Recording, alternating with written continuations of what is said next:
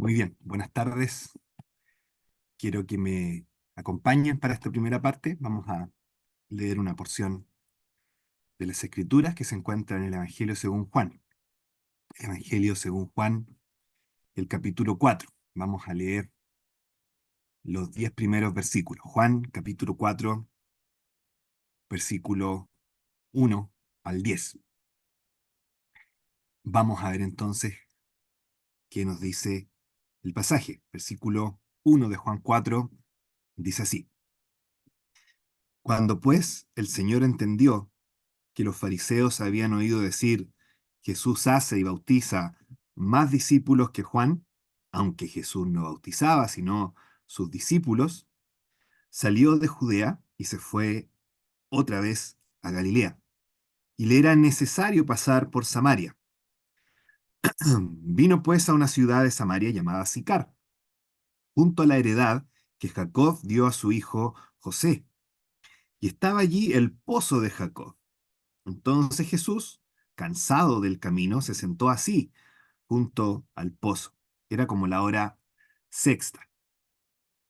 Vino una mujer de Samaria a sacar agua, y Jesús le dijo: Dame de beber, pues sus discípulos habían ido a la ciudad a comprar de comer. La mujer samaritana le dijo: ¿Cómo tú, siendo judío, me pides a mí de beber, que soy mujer samaritana? Porque judíos y samaritanos no se tratan entre sí. Respondió Jesús y le dijo: Si conocieras el don de Dios y quién es el que te dice: Dame de beber, tú le pedirías y él te daría agua viva.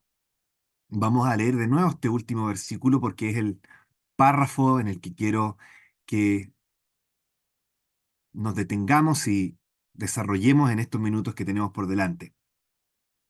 Dice el versículo 10: Respondió Jesús y le dijo: Si conocieras el don de Dios y quién es el que te dice: Dame de beber, tú le pedirías y él te daría agua viva.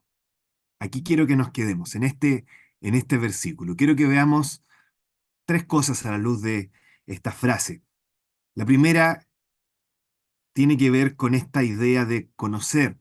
El Señor le dice a esta mujer: si conocieras, hay algo importante de conocer y que pareciera que esta mujer no conoce, y entonces vamos a ver de qué se trata. Si conocieras, hay algo necesario que debemos conocer y que al parecer no tenemos noción de ello. Pero luego Jesús continúa y habla del don de Dios, habla de alguien. ¿Quién es el que te dice: Dame de beber? Entonces vamos a hablar también con respecto a este don de Dios y su relación con esta persona que está pidiendo de beber, que se nos dice que es Jesús, pero vamos a ver algo también con respecto a él. Y finalmente, esta idea de tú le pedirías y él te daría. Hay una petición, y hay una petición que tiene una respuesta, y él te daría agua viva. Vamos entonces a ver con más detalle esta frase, esta oración, esta respuesta que Jesús emite hacia esta mujer. Y la verdad es que, pensando en entregar una buena noticia, la buena noticia del Evangelio, esta frase también se emite y resuena hasta el día de hoy para cada uno de nosotros. Partamos con lo primero, partamos con esta idea de conocer. Dice la oración, que la respuesta que Jesús entrega comienza diciendo: si conocieras, si conocieras. Está esta idea condicional, está esta idea de que esta mujer está actuando de cierta manera, y Jesús le dice: tú estás actuando de cierta manera, pero si conocieras algo, no actuarías de esa manera, actuarías de una forma completamente distinta. Hay algo que te estás perdiendo, que debieras conocer. Y como no lo estás conociendo, como no tienes noción de ello, estás actuando de una manera completamente distinta a la que actuarías si realmente supieras algo. Obviamente esta frase, el Señor la dice en el contexto de un momento en el que Él está pidiendo agua. Está pidiendo agua en un momento eh, absolutamente caluroso dentro de un desierto. Probablemente, dice el pasaje, también cansado, quizás deshidratado. Es una situación donde de verdad se necesita agua. Es una urgencia, una necesidad urgente.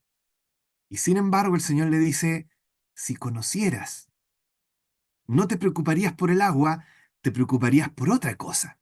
En otras palabras, hay una situación urgente acá, y una situación más urgente y más terrible aún, que la deshidratación que provoca el cansancio a la mitad del día en un desierto en Palestina.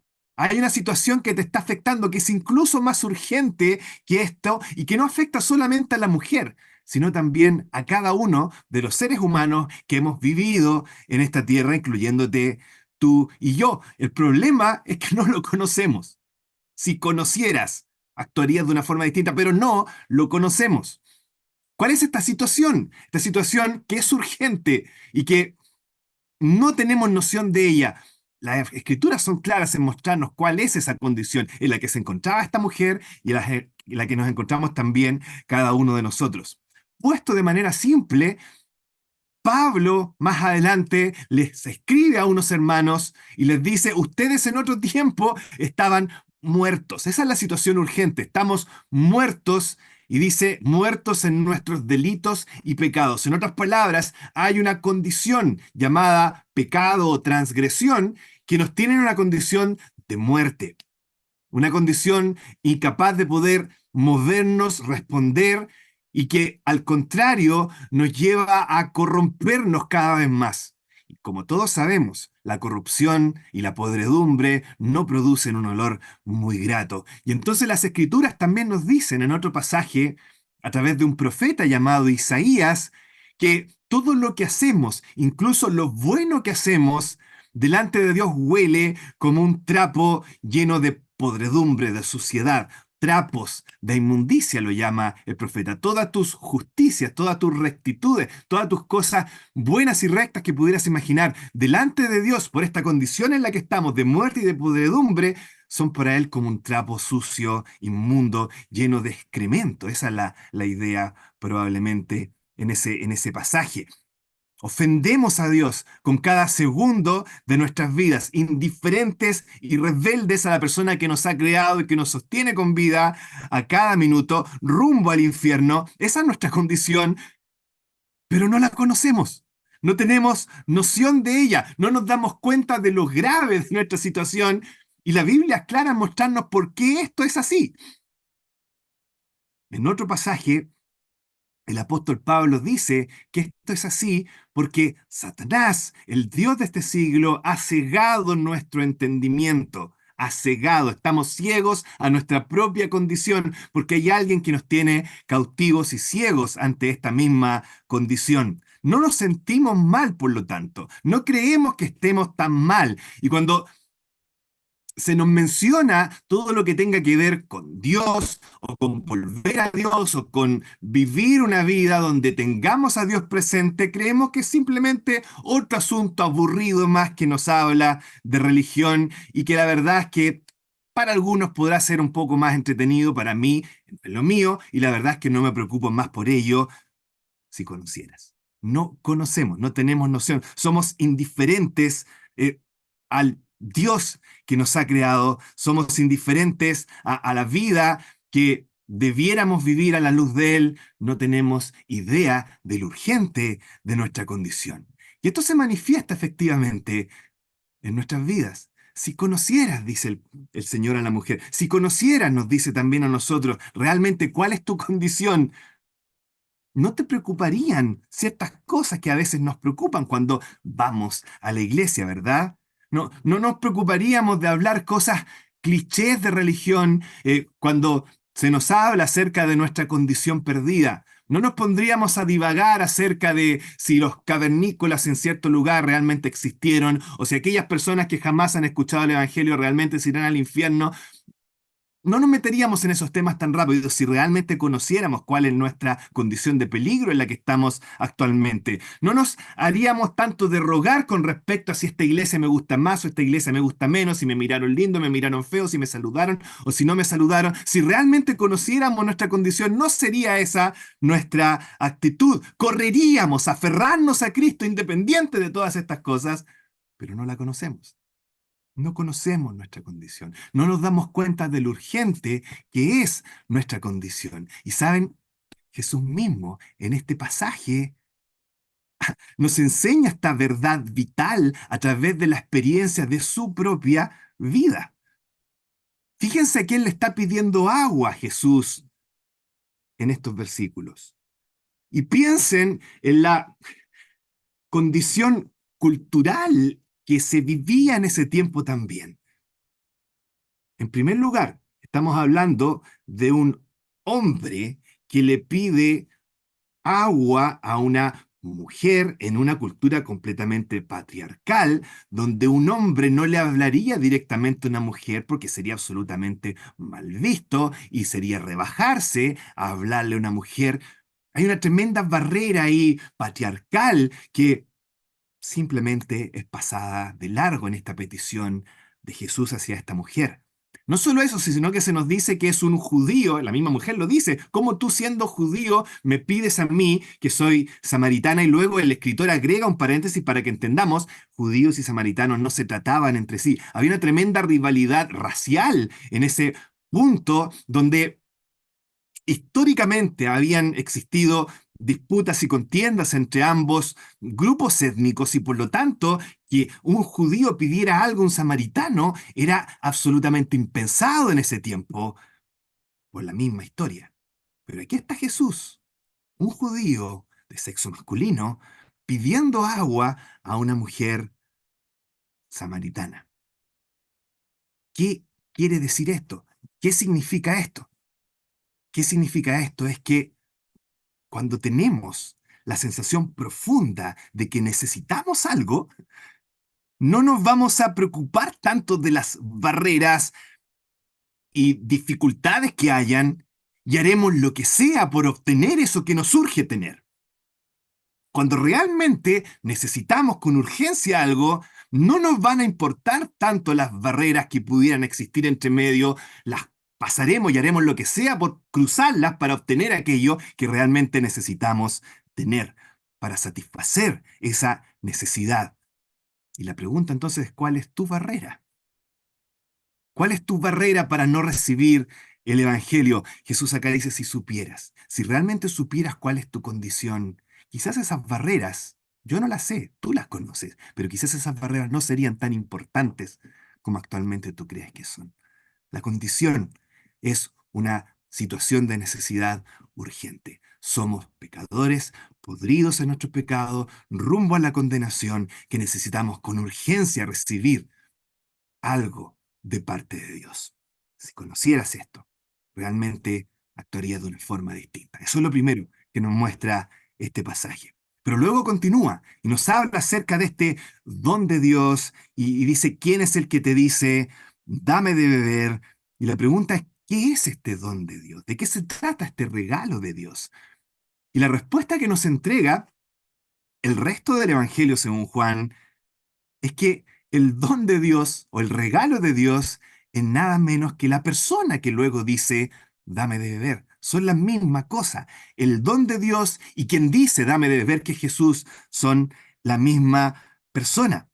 Y entonces tenemos esta situación desesperada de la que acabamos de hablar, pero entonces se nos habla de un regalo de parte de Dios que busca suplir esa situación desesperada y no es una cosa solamente, es una persona. Es una persona que acá está diciendo, dame de beber, y que se trata de Jesús, nuestro Señor Jesucristo. Y entonces la pregunta que nosotros nos hacemos es, ¿cómo? ¿Cómo puede ser que Él, que está pidiendo acá agua de beber, que se llama el don o el regalo de Dios, pueda ser la respuesta justamente a nuestra necesidad, pecadores, rumbo al infierno? ¿Cómo esta persona puede ser un regalo de Dios que venga a suplir esa necesidad?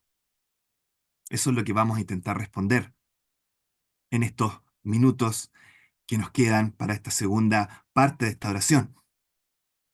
Creo que acá la cosa tiene que ver con algo que vimos en los versículos previos al versículo 10. Por un lado, Juan en general y los versículos anteriores en cierta medida resaltan que el Jesús que acá está pidiendo agua de beber es más que un simple ser humano, es más que un simple hombre. Hay algo más en él que lo hace distinto. Fíjense en el versículo 4. Se nos dice que era necesario que pasara por Samaria. No se trata simplemente de que él quería ir a Samaria, sino que era necesario. Una palabra que se utiliza continuamente para los designios soberanos de Dios. Es necesario que esto pase porque Dios ha determinado que esto sea así. Y acá dice, es necesario que él haga esto. En otras palabras, acá tenemos a alguien que planifica como Dios planifica y que nos muestra que efectivamente aquí estamos hablando de más que un simple tal, estamos hablando de alguien que se atribuye a sí mismo las cualidades de Dios. Es alguien que en los capítulos anteriores se nos ha dicho que no se fiaba de ciertas personas porque él sabía lo que había en las personas. Es alguien que conoce el corazón del hombre hasta donde un ser humano o un mortal no puede llegar. Acá no estamos hablando de un simple hombre. Jesús es más que un simple hombre. Es Dios. Es Dios habitando con nosotros. Como dice al principio de este mismo evangelio, su autor nos dice que Dios, el Verbo, se hizo carne y habitó entre nosotros. Tenemos a alguien que es Dios entonces, es más que simplemente un ser humano. Pero por otro lado, este pasaje es muy enfático en mostrarnos lo humano que es Jesús. Se nos dice que se cansó, está agotado. Tú no hablas de Dios como alguien que se agote o se canse. Y sin embargo, acá tenemos a una persona que está cansada, que está agotada, y curiosamente dice, se sienta así. Y uno se pregunta, ¿así cómo? Y probablemente la idea es así, así agotado, así cansado, de una forma que te muestre que realmente está cansado. Hay situaciones donde estamos tan agotados, tan exhaustos, que simplemente nos da lo mismo lo que pase, tenemos que tirarnos en algún lado. No nos importa que el resto se dé cuenta que estamos cansados, que tenemos que descansar. Probablemente esa sea la idea acá. Tenemos a alguien tan agotado, tan deshidratado, tan exhausto, que simplemente se arroja en un lugar, se sienta ahí, no le importa mucho que el resto se dé cuenta que lo está. Ese es el Jesús de este pasaje. Alguien que es Dios, pero a la vez también es hombre. Él es el que te dice, dame de beber. Él es el don o regalo de Dios. Y Él es quien suple esta necesidad. ¿Por qué? ¿Por qué esto es tan importante, el hecho de que Jesús sea perfecto Dios y perfecto hombre para suplir esta necesidad que nosotros tenemos? Se trata de lo siguiente. Tú y yo vamos a hablar de ti, obviamente, porque el mensaje es para ti. En este caso, tú tienes una deuda con Dios. Solo tú, como ser humano, tienes que pagarla. Solo tú debes pagarla, pero no puedes pagarla porque no tienes la capacidad para hacerlo. La deuda es demasiado grande. La única manera que podrías pagar esta deuda es sufrir para siempre en el infierno, que es justamente el significado de la condenación de la que necesitas ser salvo. Entonces, debes pagarla, pero no puedes pagarla. Ese es tu problema. Por otro lado está Dios, que quiere salvarte, que en su amor busca rescatarte de esa condición en la que estás. Dios es lo suficientemente grande y lleno de recursos como para poder pagar la deuda. Él podría pagarla, pero no debe hacerlo porque Él no es hombre. Si Él pagara la deuda, no es la persona indicada para pagarla. Tú eres el que debe pagarla, pero no puedes. Por otro lado, Dios puede, pero no debe. Y entonces tenemos este gran dilema. Solo Dios puede pagarla, pero solo el hombre debe pagarla. ¿Cómo solucionamos ese problema? Ahí es donde entra la persona de Cristo en la cruz, que es la respuesta. Jesús es la respuesta, suena muchas veces la frase, y es tan cierta en este caso. Efectivamente, Jesús es la respuesta. Él es Dios hombre. Él cumple con las dos condiciones. Él cumple con los dos criterios. Entonces, como hombre, como perfecto hombre, Él puede ocupar tu lugar. Puede sustituirte, puede ocupar el lugar donde tú deberías estar y a la vez, como Dios, tiene los recursos para pagar esa deuda. Él puede hacerlo y tiene las facultades para hacerlo también porque es hombre. Y eso fue justamente lo que él hizo en la cruz. ¿Qué fue lo que Jesús hace en la cruz? Lo que Jesús hace en la cruz es increíble, es fuera de serie. Piensa en tu corrupción, piensa en tu condena, piensa en tu podredumbre producida por tu muerte espiritual como un vestido podrido. Lo que Jesús hace en la cruz es vestirse Él, es quitarte tu vestido podrido y ponérselo Él. Y Él sufre el castigo que tú mereces por esa condenación, por esa corrupción. La condenación por esa corrupción es sufrida por Él. Y a la vez, Él se saca su rectitud como un vestido y te ofrece cubrirte a ti con esa rectitud. El pasaje acá nos habla de agua viva. Dice, tú le pedirías y Él te daría agua viva. En la cruz lo que Jesús hace es, por así decirlo, sacarte el vaso de agua envenenada de tus propias manos y lo bebe Él hasta el fondo. Y a cambio te pasa en otra copa el antídoto para tu enfermedad para que tú lo puedas beber. En términos bíblicos podemos decir que Él bebe la copa de maldición que tú mereces para poder entregarte a ti la copa de salvación de manera absolutamente gratuita y por gracia. Ese es el regalo, esa es la oferta. Y entonces si supieras realmente, no solo tu condición, sino también si supieras el don de Dios, lo que acabamos de ver, y quién es Él, Dios, hombre, entonces no estarías esperando que Él te pida algo a ti, sino que tú correrías a pedirle algo mucho más urgente, que es lo que nos lleva justamente a la última parte de esta oración. ¿Qué es lo que dice el Señor? Si conocieras el don de Dios y quién es el que te dice, dame de beber, y aquí viene la parte final, tú le pedirías y él te daría agua viva.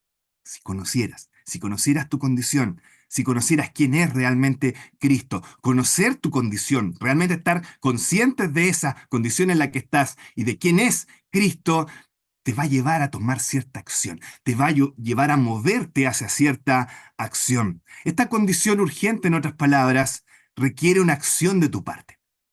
Esta situación urgente en la que te encuentras no es automáticamente solucionada por Dios así de la nada como un borrón y cuenta nueva. Es necesario algo.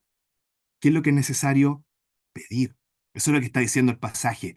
No es algo que simplemente va a pasar porque sí. Necesitas pedir para recibir. Él te da. Esa es la idea. Está garantizado. Él te daría. Si tú pidieras, Él te daría. Pero tienes que pedir para que Él te dé. Eso es lo que está mostrando justamente este pasaje. Y eso es lo que llama el autor de este libro más adelante el acto de creer. Muchas veces los cristianos hablamos acerca de creer y se llama a creer en, y muchas veces decimos que este acto de creer en es más que simplemente mentalmente aceptar ciertas verdades. Tiene que ver con un acto de aferrarnos a alguien por salvación. Y de eso se trata lo que tenemos acá. Hay otro ejemplo que clarifica esto en las Escrituras. Es un ejemplo que afecta a uno de los apóstoles, el apóstol Pedro. Cuenta las escrituras que en un momento estaban los discípulos en el mar, en un bote, a punto de hundirse, completamente rendidos, asustados obviamente, y de pronto se ve a Jesús caminando encima de la tormenta. Y Pedro, en un impulso típico de Pedro, le dice a Jesús, si realmente tú eres Jesús, haz que yo vaya a ti caminando sobre el agua. Y el Señor le dice, perfecto, ven. Y Pedro comienza a caminar sobre el agua. Y luego se nos dice que Pedro comienza a hundirse al ver la tempestad que había alrededor. Y lo que uno esperaría es que si ya Pedro está metido ahí en medio del agua, por una invitación directa de Jesús, y está comenzando a hundirse, el reflejo natural es que Jesús le extienda rápidamente la mano y lo agarre para sujetarlo y que no se oye. Pero eso no es lo que pasa. No hay una acción directa y rápida y automática de parte de Jesús de tomarlo. Antes de eso, Pedro debe decir, Señor, sálvame. Y solo después de eso es tomado y asido y salvado. Y eso nos deja una gran lección con respecto también a este pasaje, porque es exactamente la misma idea. Y la pregunta que te queda entonces es, ¿has pedido realmente tú por salvación? ¿Te han salido de la boca estas palabras que salieron de Pedro, Señor, sálvame? Esa es la respuesta, la acción que debe surgir de un corazón que se da cuenta, que conoce cuál es su condición desesperada y que también se da cuenta de lo que Jesús es y ha hecho para poder salvarle. Es una acción que te mueve a pedir por salvación y esa es la que nosotros esperamos que sea tu respuesta también al escuchar este mensaje en esta tarde. Que reconozcas, número uno, tu condición perdida. Si conocieras cuál realmente es tu condición, tu actitud sería muy distinta. Nuestra oración es que puedas reconocer justamente cuál es esa condición delante de Dios. En segundo lugar, que te apropies de la cruz, que lo que pasó en la cruz tú realmente te des cuenta que se está haciendo a favor tuyo, que lo que está haciendo Jesús en ese momento, hace más de 2000 años atrás, fue realmente por ti, que realmente lo que Él hizo fue tomando tu lugar para poder salvarte a ti y finalmente que le pidas a Dios que apliques ahora también a tu vida. Ese es el mensaje. De eso se tratan las buenas noticias. Y eso es lo que podemos extraer también de una frase que Jesús le dice a una mujer que más adelante va a tener que reconocer que realmente Él es el Salvador y que luego comienza a esparcir este mensaje también a todos a quienes le conocen. Que el Señor pueda moverse en tu corazón para llevar a que reconozcas tu condición, a que te apropies del mensaje y de la obra de Cristo también en la cruz para salvación a tu vida. Tú le pedirías y Él te daría agua viva. El Señor bendiga su palabra.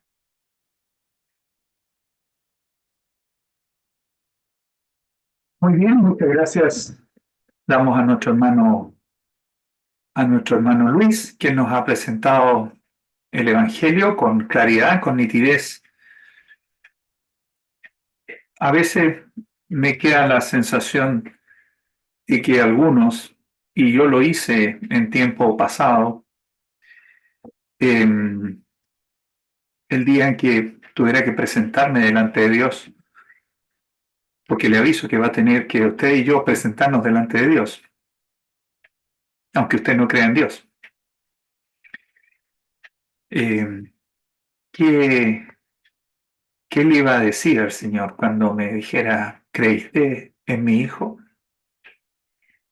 Tal vez, tal vez le iba a decir, no, es que nunca escuché de Jesús. Usted y yo podríamos decir que nunca escuchamos de Jesús. La verdad es que es maravilloso haber tenido la oportunidad en muchas ocasiones de escuchar de Jesús.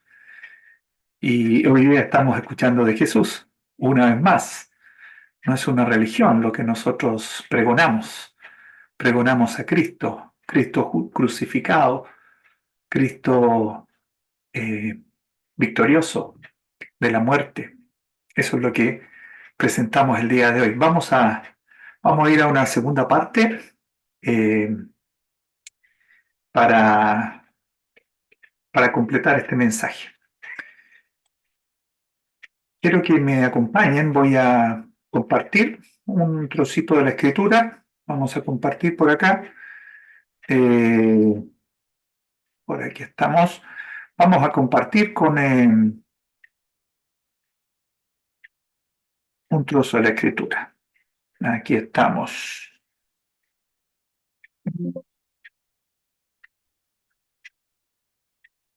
Ahí estamos. Vamos a leer esta primera porción. Sanos y enfermos, le he llamado, para que la leamos. Mire, Lucas capítulo 5. Dice la escritura, después de estas cosas salió el Señor Jesús y vio a un publicano llamado Leví, sentado al banquillo de los tributos públicos. Este era un hombre, un cobrador de impuestos. Y le dijo, sígueme. Y fíjese lo que hace Leví.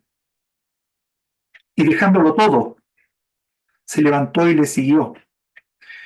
Es posible que haya estado con una mesa, tal vez con un cuaderno de una especie de contabilidad, registrando los impuestos y cobrando los impuestos. O de acuerdo a otras menciones de la escritura, tal vez él era una especie de jefe de los publicanos. Dejándolo todo, se levantó y le siguió. Y Leví, mire lo que hace, pero de inmediato, no le dice al Señor, espérame un poquito que voy a ordenar las cosas. No, él dice que le hizo gran banquete en su casa.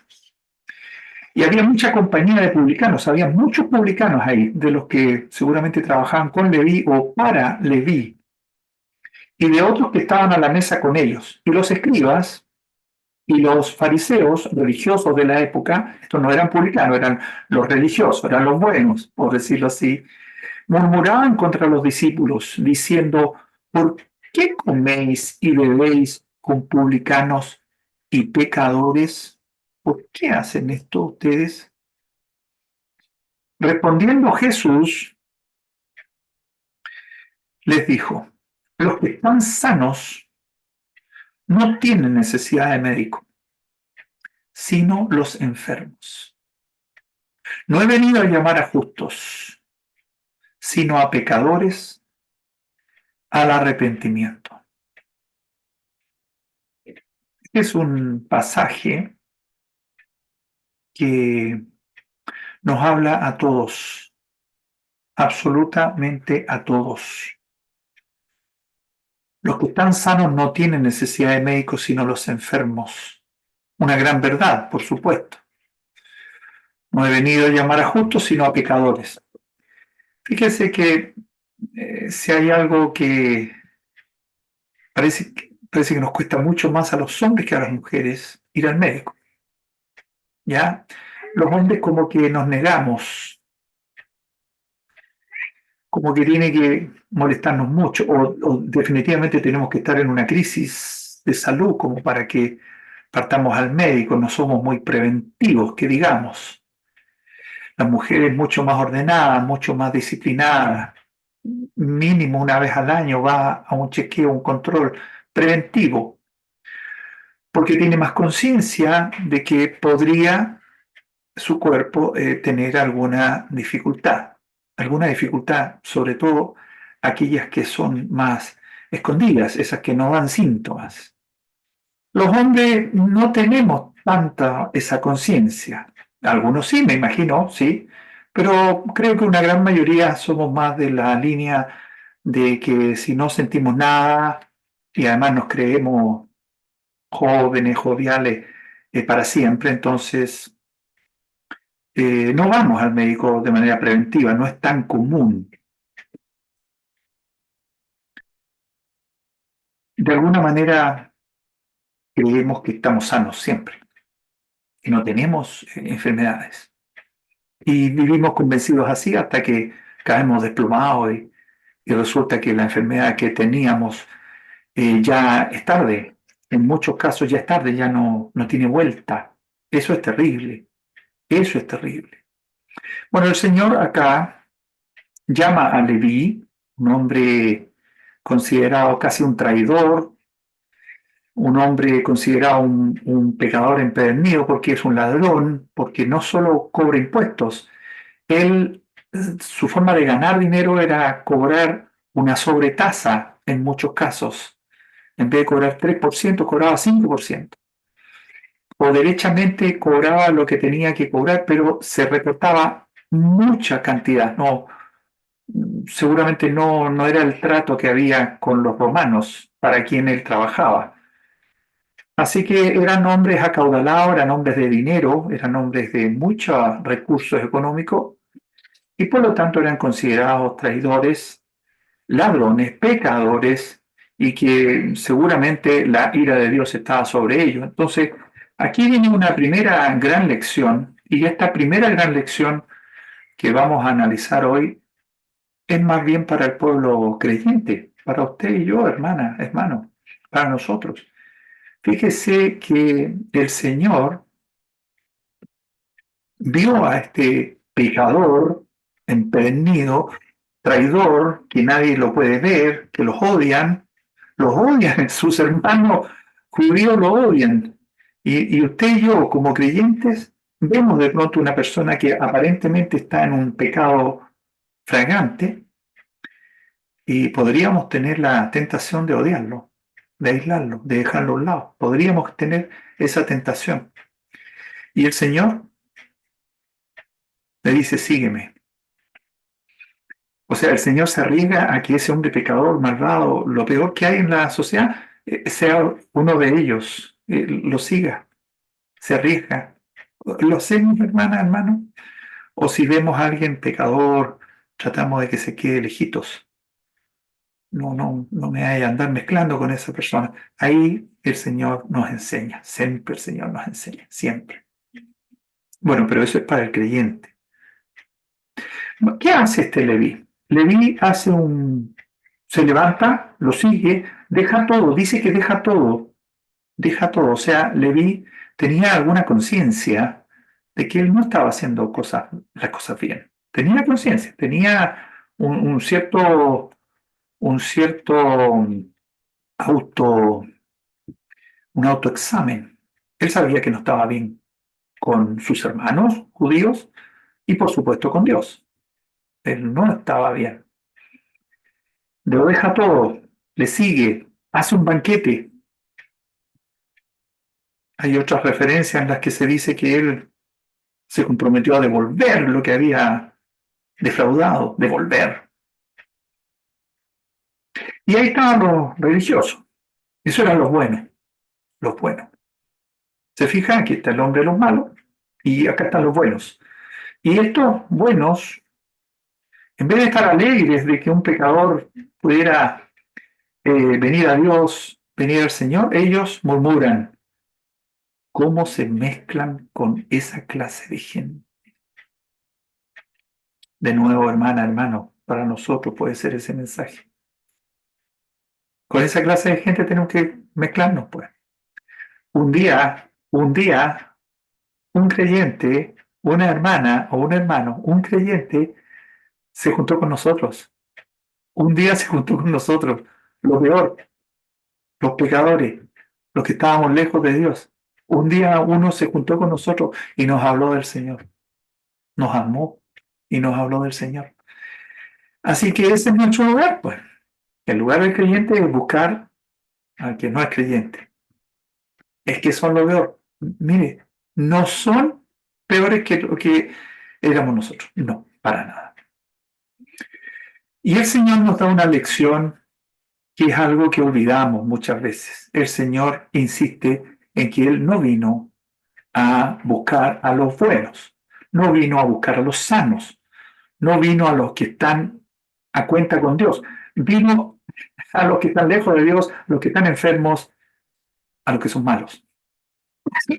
No vino a buscar a los justos, vino a buscar a pecadores para que se arrepintieran. Entonces, este mensaje, que mi hermano ya acaba de terminar, y el mensaje que yo estoy también complementando, es para usted y para mí, para los malos, para los malos. Yo siento una gran admiración, y se lo digo muy sinceramente, siento una gran admiración por pre- predicadores que visitan regularmente las cárceles. Yo no lo hago y reconozco que no sé si lo haría. Y no tengo excusa. Simplemente es algo que no hago y que no estoy seguro si lo haría. Pero hay predicadores predicando en las cárceles. Hay predicadores predicando en los barrios pobres. Si usted va a un barrio pobre, casi en cada esquina están los evangélicos que le llaman, predicando el evangelio. Hay predicadores y personas que van a los hospitales a, a predicar el evangelio, este que estamos ahora presentándolo a usted. ¿Y qué cosa es lo que predicamos? Que Cristo Jesús vino al mundo a sanar a los enfermos, a sanar a los enfermos del alma, a los pecadores, a usted y a mí. En eso estamos. ¿Por qué hay predicadores que van a la cárcel? ¿Por qué ir a la cárcel? Porque ahí están los malos. En la cárcel están los malos. Y fuera de la cárcel, miren lo que se produce. Fuera de la cárcel estamos los buenos. ¿Es así? ¿Es así realmente? Mire, ¿y por qué van a los barrios pobres? Porque tal vez en los barrios pobres hay mucha delincuencia, hay mucho germen de maldad, entonces ahí están los malos y no van a los barrios más pudientes porque en los barrios más pudientes no están los malos. ¿Es así? ¿Y por qué van a los hospitales a predicarle a la gente que está ahí postrada, enferma, complicada? Porque probablemente ahí en los hospitales están los que se van a morir ahora muy pronto y por lo tanto es bueno que conozcan de Dios. En cambio, afuera del hospital estamos los que no nos vamos a morir nunca, porque vaya que ninguno de nosotros piensa en morirse más ratito. Le vuelvo a expresar mi más grande admiración por estos predicadores que están en las cárceles, en los barrios pobres y en los hospitales. Mi más grande admiración es algo que yo no hago, que es bueno hacerlo, no estoy diciendo que es malo, para nada, pero ¿saben qué? ¿No será que hemos dejado el foco solo ahí, como si ahí estuvieran los que necesitan el Evangelio y la salvación, y en realidad en los otros lugares no? Por ejemplo, yo en mi casa, en tu casa, ¿hay alguien que necesite creer en Cristo Jesús? Sí, sí, sí, estoy seguro. Y en tu barrio, un barrio bonito, un barrio bueno, un barrio decente, no hay mayor delincuencia, no hay una maldad evidente. No hay nadie que necesite a Cristo Jesús. Sí, está lleno de personas. Tal vez tú eres uno de ellos, o tal vez tu vecino o tu vecina. En todo lugar habemos enfermos que necesitamos a este médico que es Cristo Jesús. ¿Dónde debemos predicar el Evangelio? En todo lugar. Y ahora estamos ahí en eso. Y este mensaje va a quedar grabado para que en todo lugar se pueda escuchar que hay salvación en Cristo Jesús, que Él nos busca a todos. El Señor no fue solo a las cárceles, Él no fue solo a los hospitales, Él no fue solo a los barrios más marginados. El Señor Jesús fue a todo lugar y nos encargó que nosotros disemináramos este mensaje hasta los confines de la tierra, hasta los confines de la tierra. Quiero que veamos otro mensaje, ahí está, porque esto es muy, muy frecuente también. Vamos a ver el tipo de personas que somos. Dice en Lucas capítulo 18, avancemos un poquito en Lucas, un clásico pasaje de un fariseo, un religioso, y de nuevo un publicano, otro publicano. Pero en esta ocasión estaban en el templo. Dos hombres, dice el versículo 10, dos hombres subieron al templo a orar. Uno era fariseo y el otro publicano. ¿Ok? Un religioso, digamos que es una persona buena, y un publicano, un ladrón, un traidor, una persona mala. ¿Ok? El fariseo puesto en pie oraba consigo mismo de esta manera. El fariseo no oraba con Dios, ¿eh? Él se ama mucho y se sabe muy bueno, se sabe muy bueno. ¿Qué es lo que nos pasa a muchos? ¿Eh? ¿Usted se considera bueno? Sí, yo sí. Y tal vez antes más. Hoy día todavía me considero bueno. Sin embargo, el Señor dice otra cosa en su escritura. Dice otra cosa, muy distinta a lo que yo pienso. Lo que yo pienso, lo que tú piensas de ti mismo, no tiene la importancia y Dios nos va a hablar al respecto. El fariseo puesto en pie oraba consigo mismo de esta manera. Dios, dice Dios, pero no le está hablando a Dios. Mire lo que dice. Te doy gracias porque no soy como los otros hombres. Ladrones, injustos, adúlteros, ni aún como este publicano que está allá atrás, ni aún como él. La lacra, lo último. Yo no soy así. Te doy gracias a Dios porque no soy así. Ayuno 2 veces a la semana, doy diezmo de todo lo que... Mira lo que hago, Señor. Mas el publicano, estando lejos, no quería ni aún alzar los ojos al cielo, sino que se golpeaba el pecho diciendo, Dios, sé propicio a mí, pecador. Os digo que el publicano, descendió a su casa justificado antes que el otro, porque cualquiera que se enaltece será humillado y el que se humilla será enaltecido. Fíjese que el fariseo religioso le destaca a Dios, pero nosotros creemos que su oración no salía de ahí del templo, no pasaba el techo. Él dice Dios porque mucha gente dice Dios. El religioso, destacaba todas las cosas que él hacía, todas las cosas buenas que él hacía, por supuesto. No mencionó ninguna de las cosas malas que él hacía, y tiene muchas, estoy seguro.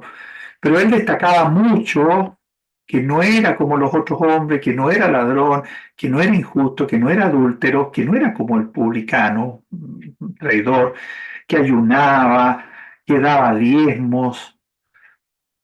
Mira lo bueno que soy, mira las cosas que hago. El publicano no menciona nada de lo que hace y solo le pide a Dios que sea propicio, que se fije en él, que le tenga compasión, que le alcance su mano. Le pide perdón, porque lo único que le dice de él, lo único que le menciona respecto a él, es que él es un pecador. Y para decirle a Dios, soy un pecador y necesito que tú tengas misericordia de mí, que me recibas, que seas propicio a mí, para decirle, soy pecador, ven a mí, a pesar de ser pecador. Para eso se necesita tener conciencia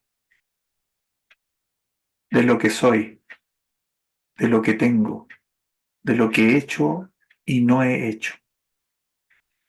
Para decirle eso al Señor, no necesito ya estar en la cárcel por haber cometido no solo un pecado, sino una ilegalidad. No necesito estar en un barrio marginal donde probablemente todos son delincuentes y yo también he caído en la delincuencia. No necesito estar agonizando en el hospital para decirle ahí, Señor, sé propicio a mí, que soy pecador. Sabe que lo puedes hacer ahora, en este momento. Tú no estás lejos de ese publicano. Yo no estoy lejos de ese publicano. No somos capaces de hacer nada bueno. Cosas aparentemente buenas, pero no somos capaces de completar el estándar de justicia de Dios. O sea, si yo me pongo nota, tal vez me pongo un 6, soy magnífico. Si Dios me pone nota, me pone un 1, no sube más, es un 1, es un 1. No cumplo ningún estándar de Dios, de santidad, de justicia, de pureza. Sin embargo, el fariseo se ponía un 7, coeficiente 2. El fariseo era fantástico. Pero el Señor termina diciendo que el publicano, Dios fue propicio de él y salió justificado, y el otro no. El otro sale humillado. humillado. Delante de los hombres, el fariseo era lo máximo. Delante de Dios, solo recibe humillación. No eres nada, no has hecho nada.